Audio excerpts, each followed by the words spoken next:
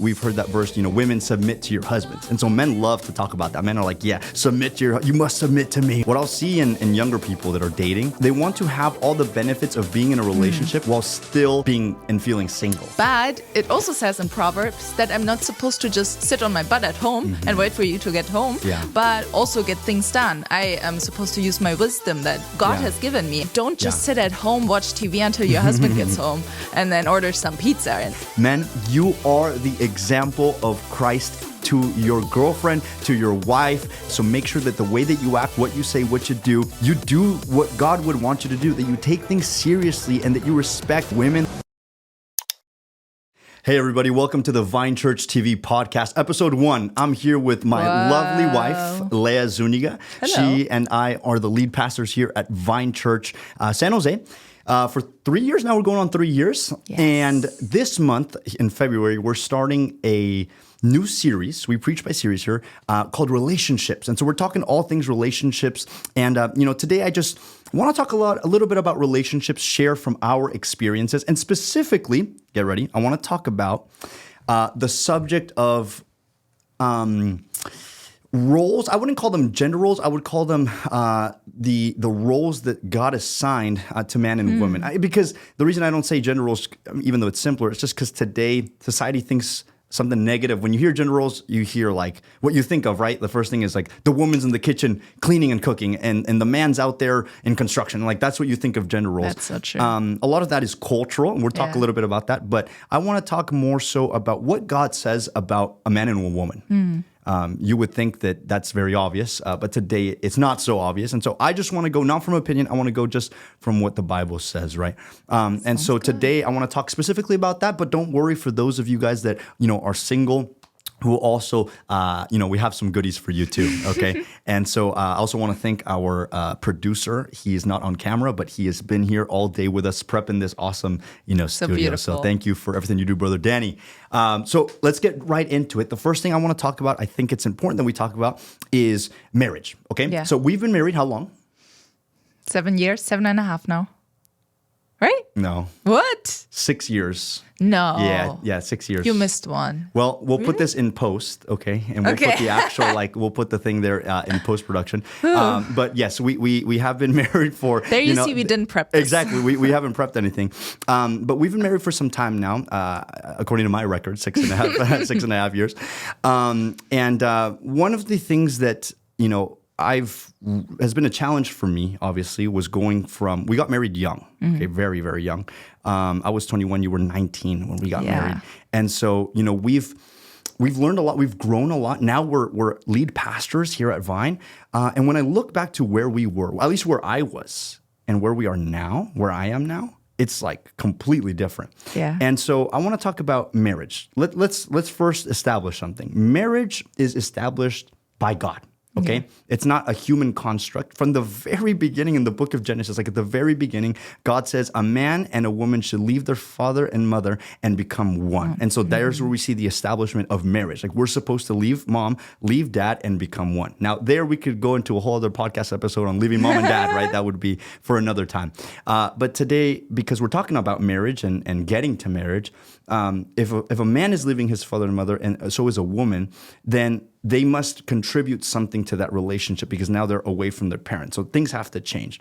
As a man, it's important that we understand that who we are in the relationship. The Lord says that we are the head of the household, that we are, the priests of our house, and that we are to be like Christ in that relationship. Yeah. Now, over the years, things have been twisted, and so it's kind of we've heard that verse, women submit to your husbands, and so men love to talk about that. Men are like, yeah, you must submit to me, right? But that's not exactly all that it's that it's said to be. You got to keep reading that verse, right? And so if you continue to read, then you'll understand the full context of what he meant there. But what it is important to understand is that as a man, I'm called to be a protector. I'm called to be a provider. As a man, I'm also called to be a servant leader. See, I'm supposed to lead our relationship, but I'm not supposed to lead it saying, okay, whatever, I want to do, and that's exactly how it's going to be, even though, as a man, sometimes that's what, can tend to happen. That's just kind of how we're wired. But really, when we understand what it means like to serve as Christ, Christ said he didn't come to be served. He came to serve. Yeah. And so we're supposed to be leaders, but servant leaders. So we're not supposed to abuse that, like, you submit to me, and so, you know, you got to do what I say. That's not the role that I'm called to play. The role that I'm called to play is to be the head of the household, meaning, you know, the decisions, the vision for this, you know, marriage, that responsibility is on me.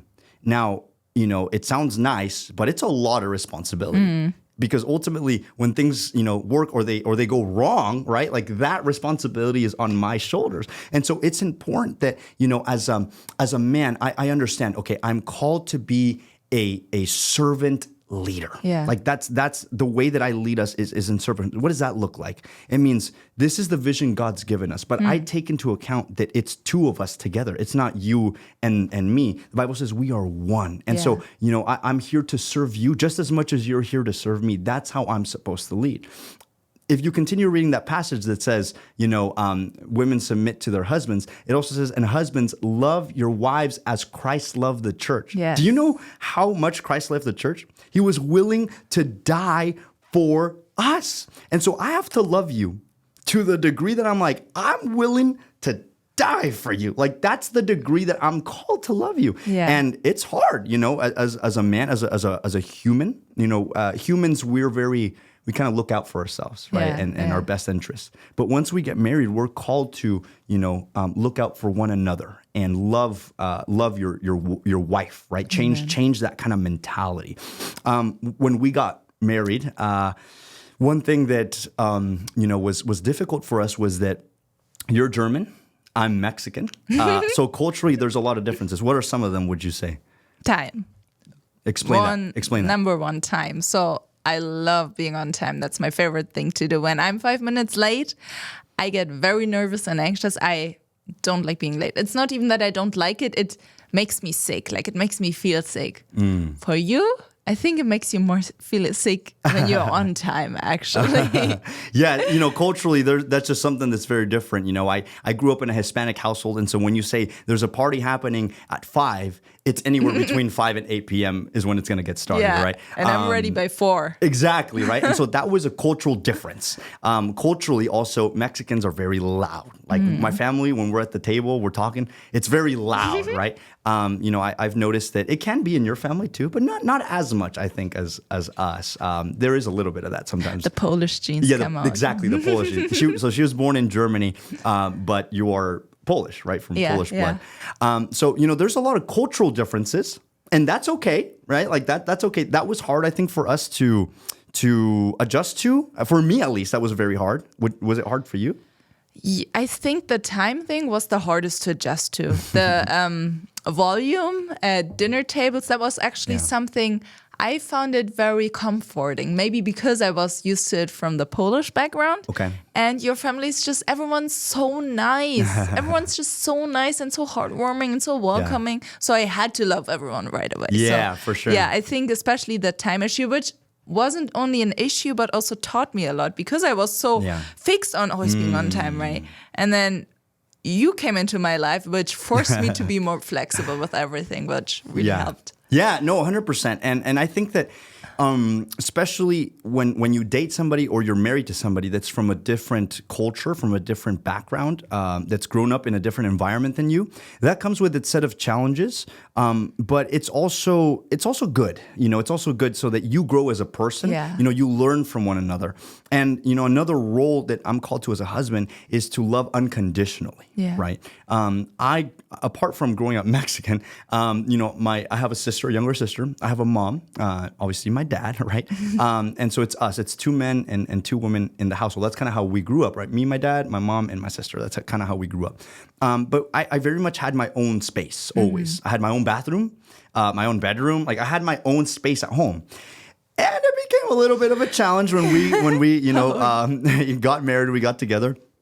And I no longer had my own space, right? Like, we had to share a space, which I love sharing a space with you. But I noticed it was hard for me. It was so hard for me too. Like, from simple things of like putting my toothbrush in a specific place, and, you know, now you're like, no, I want it on this side. And it's kind of like, You know, it was difficult. Like little things like that. One of them I'll never forget was you. I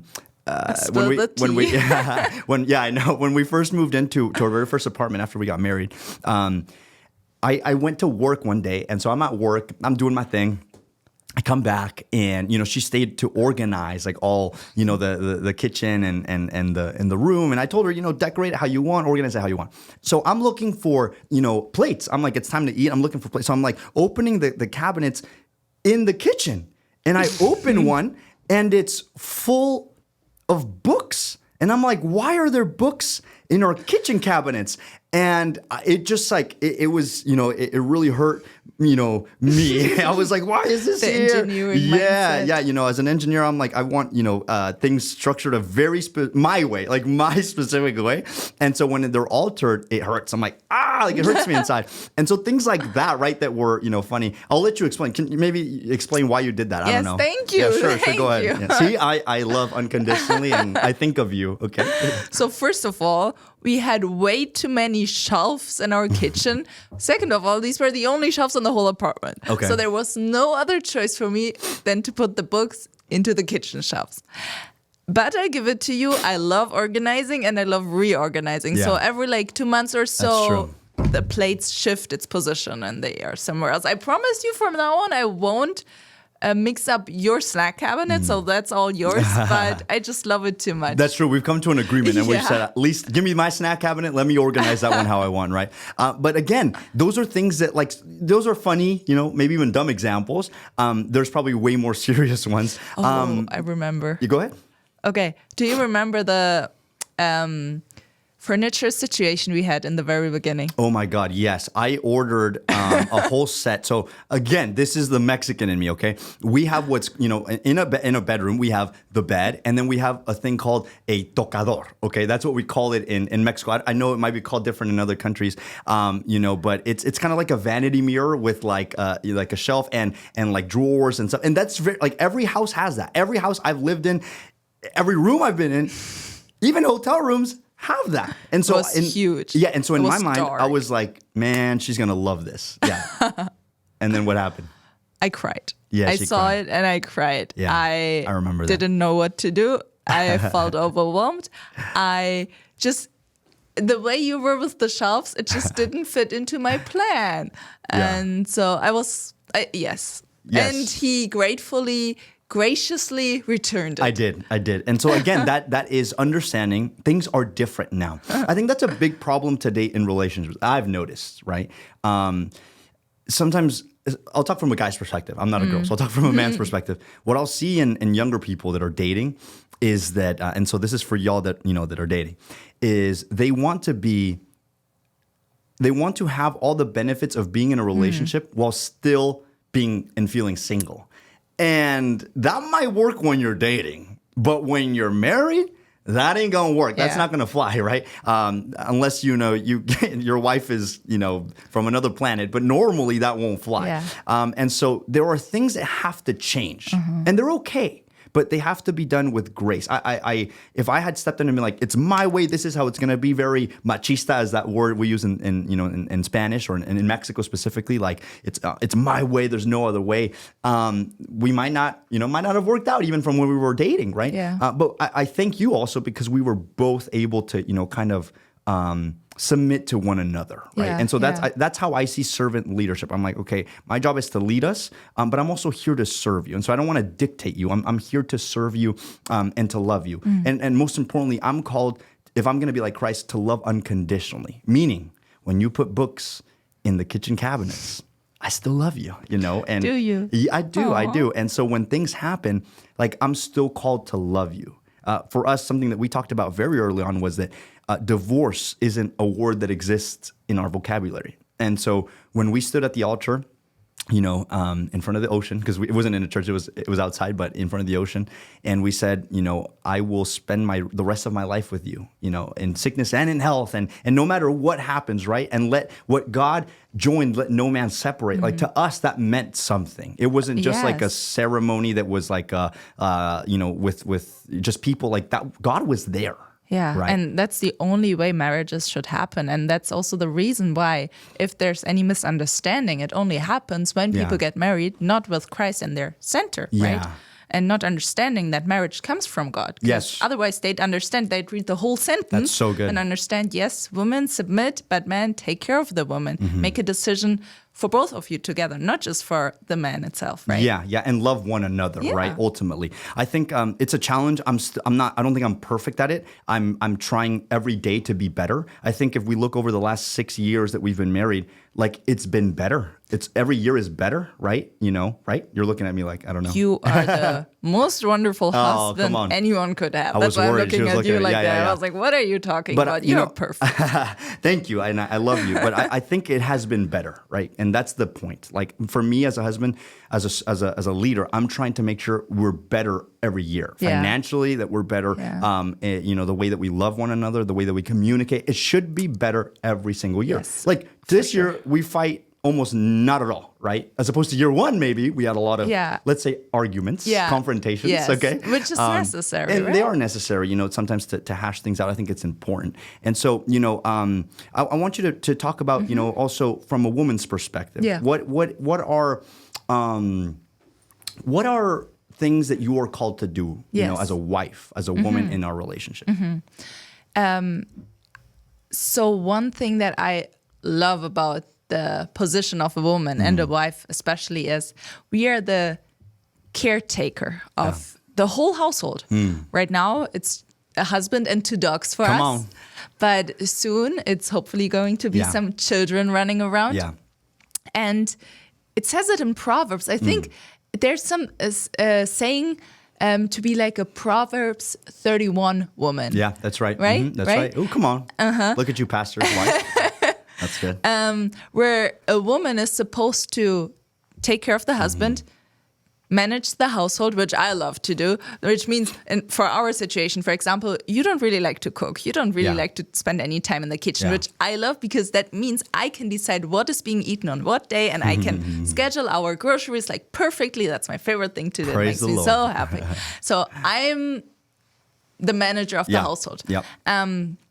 But it also says in Proverbs that I'm not supposed to just sit on my butt at home and wait for you to get home, but also get things done. I am supposed to use my wisdom that God has given me and make sure that if I'm able to work, that I find a work for me and make some money if possible, if I have the time and opportunity. If you have 5 kids at home, maybe that's your work. Maybe you're a full-time mom and that's wonderful and so much work. But don't just sit at home, watch TV until your husband gets home and then order some pizza. And Listen that's up, how you make listen to her. Yeah, that's good. Right? Yeah, so don't underestimate the things a woman and wife is supposed to do and ought to do in a relationship to work. That's good. The same way the husband isn't supposed to just come home and sit on his butt and watch soccer until it's time to sleep. He comes home, the wife is hopefully waiting for him, eager to hear about his day.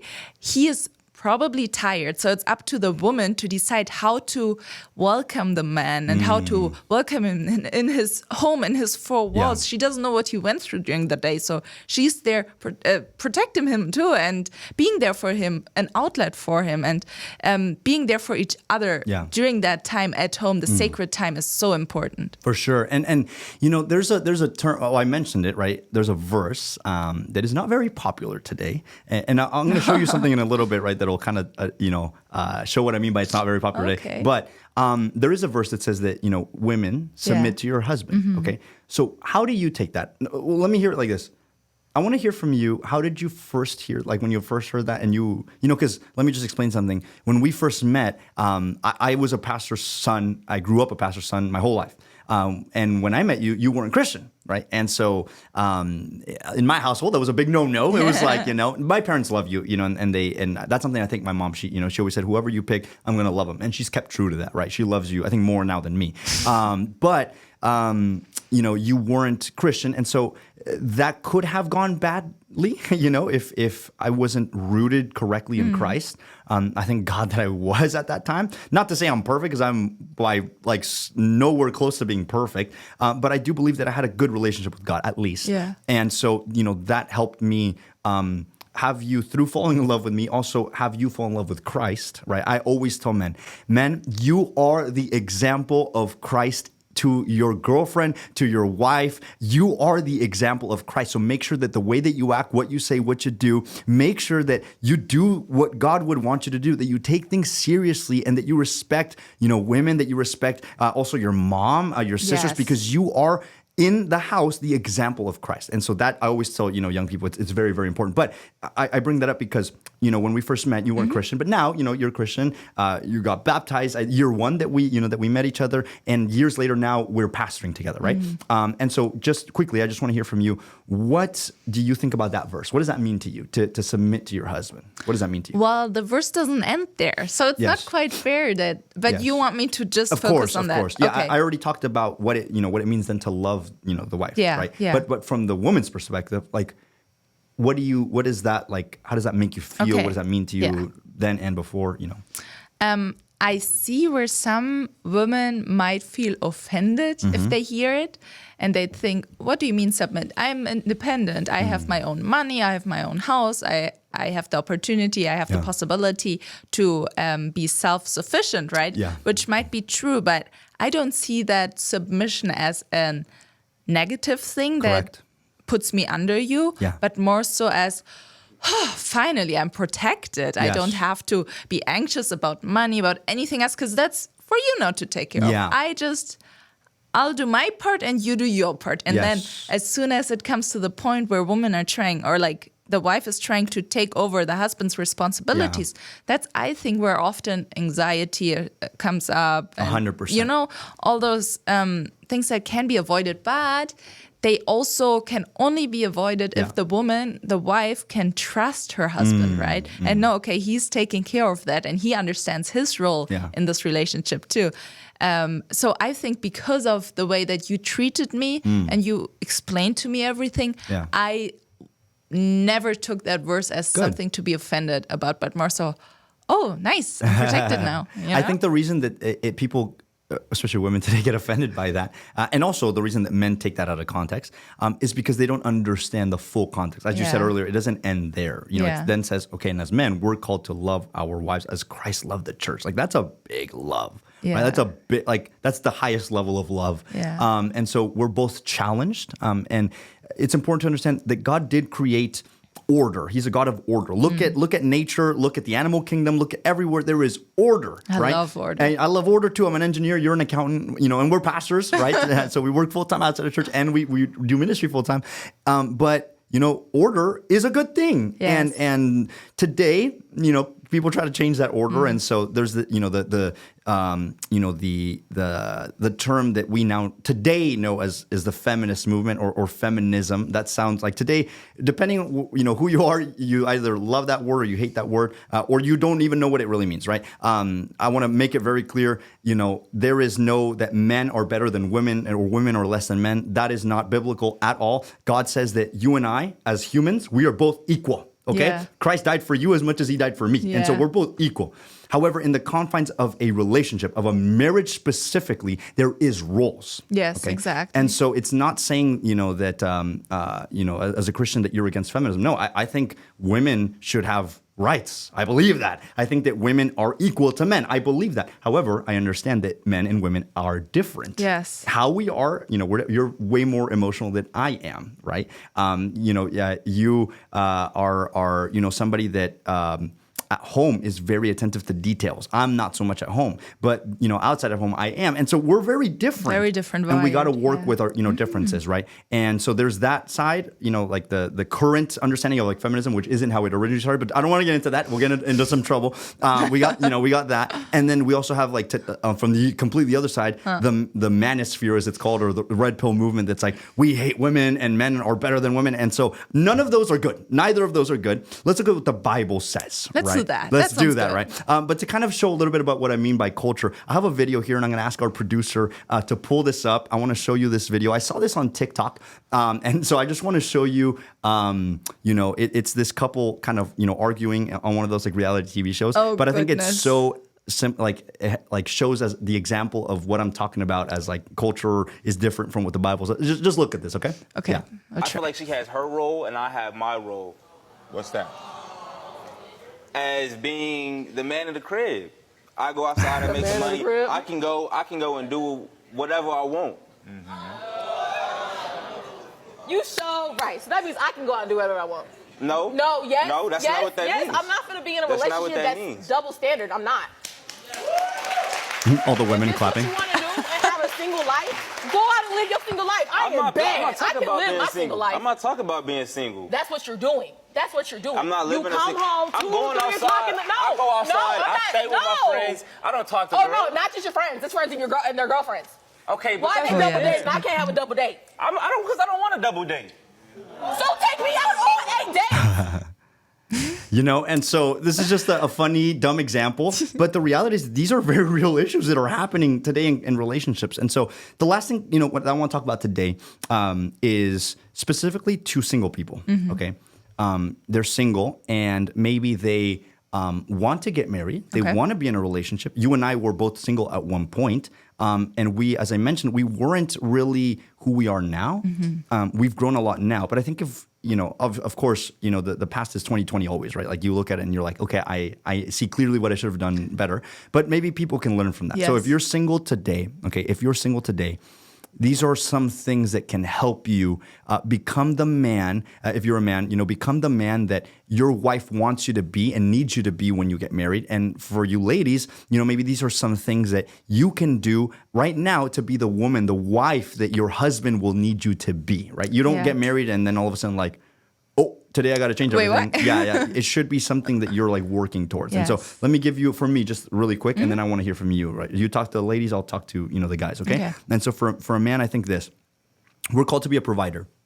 Get a job. Okay. I think it's so important. You don't know how many people I know that are like, oh, pastor, I'm thinking about getting married. And I'm like, dog, you don't even have a job. Like, get a job. Okay. Make sure that you're able to sustain your future family. Yeah. I think that's very important. I 100% believe in walking by faith. But the word of God says that faith without actions are dead. Yeah. And faith without actions is dead. And so Yeah. you got to make sure that you work, you put work behind your faith. And so I would say very practical, get a job for men, number one. The other thing that I would say is make sure that you read the Bible and see examples. Look, what I love about the Bible is that we have examples of who we are and who we are not to be like, right? And so even though David was a great man, I can see he was a very romantic man. He wrote songs. He's very romantic. And I think, I want to think I have a little bit of that.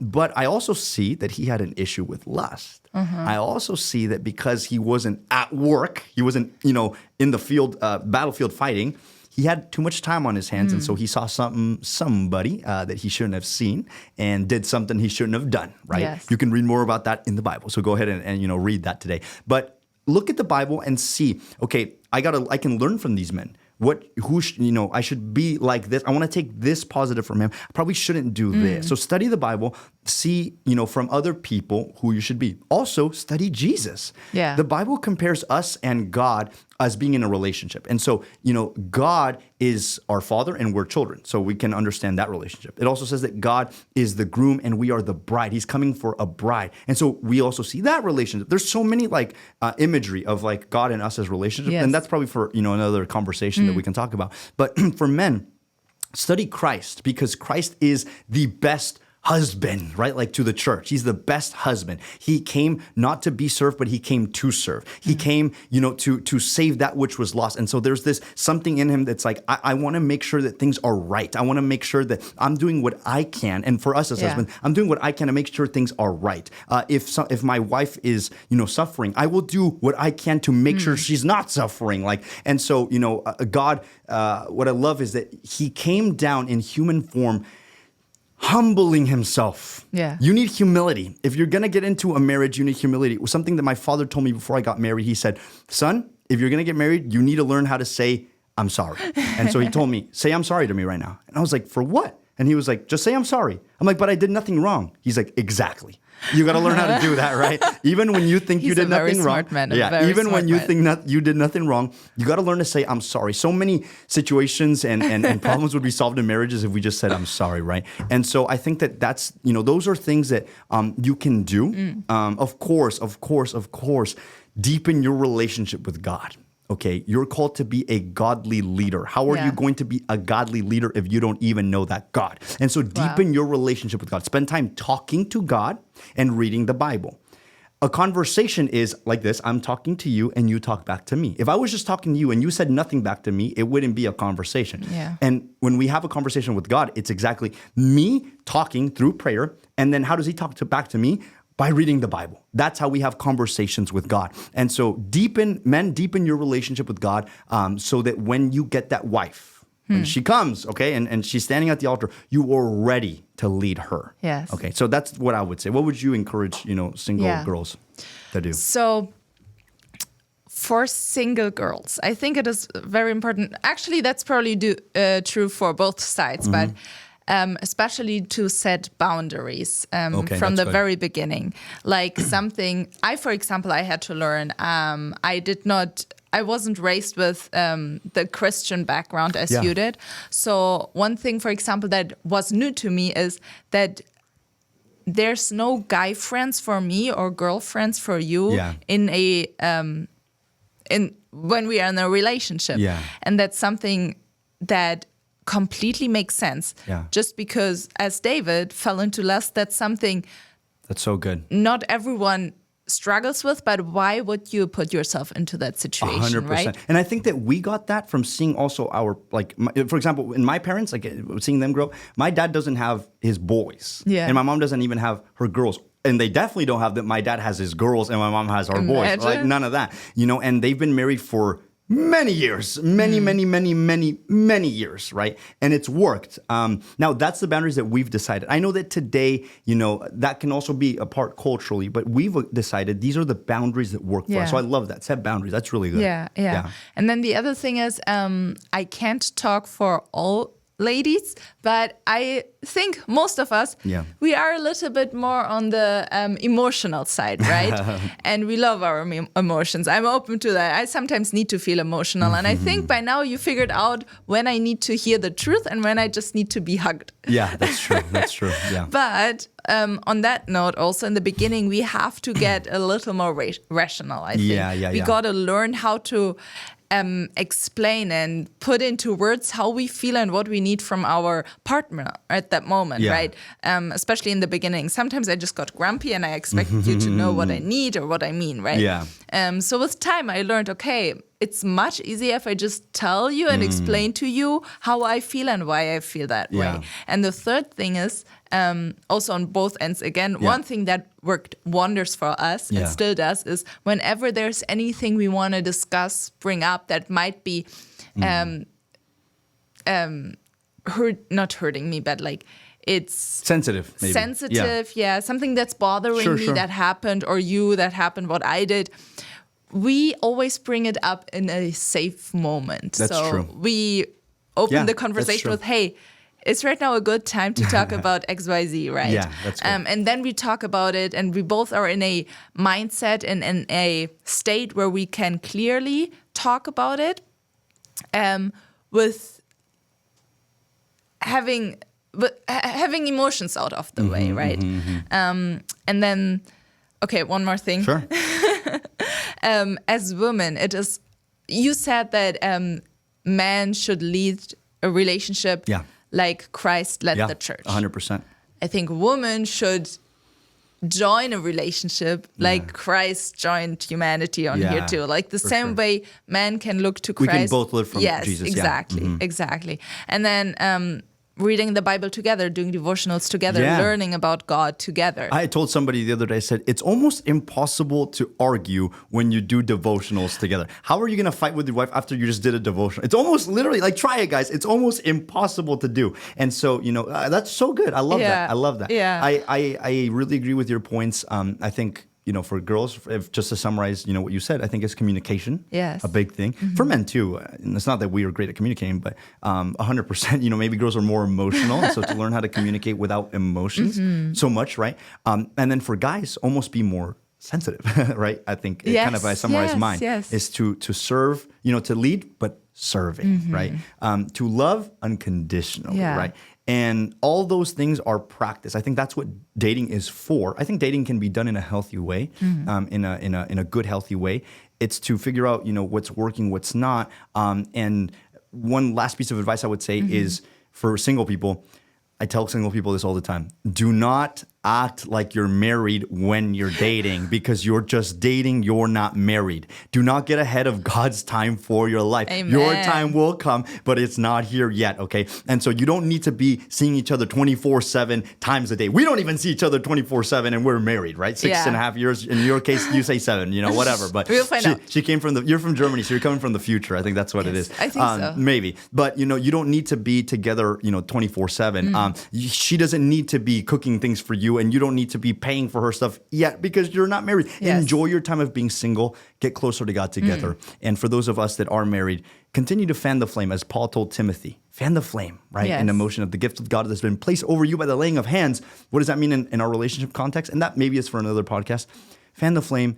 I'm supposed to serve you. You're supposed to serve me. And we're supposed to speak life into each other. If you take anything from today, speak life into each other. Tell your wife that she is chosen. She's beautiful. She's created by God. Wives, tell the same thing to your husband. Don't say he's beautiful. Say he's handsome. Okay. But, or maybe some of y'all are beautiful. I don't know. But, I hope, you say that I'm handsome.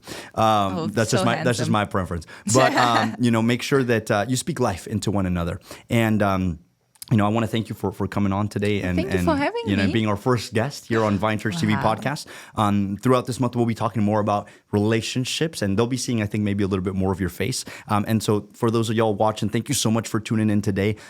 This is something that, we can't limit to just one podcast. And so we're going to be talking about relationships a little bit more throughout this month. And ultimately, we can't go off of what society says. We can't go off of even what our parents said. We must go off of what Jesus tells us to do, how he tells us to live, and the order that God established for our lives. Thank you so much for tuning in. God bless you, and we'll see you next time.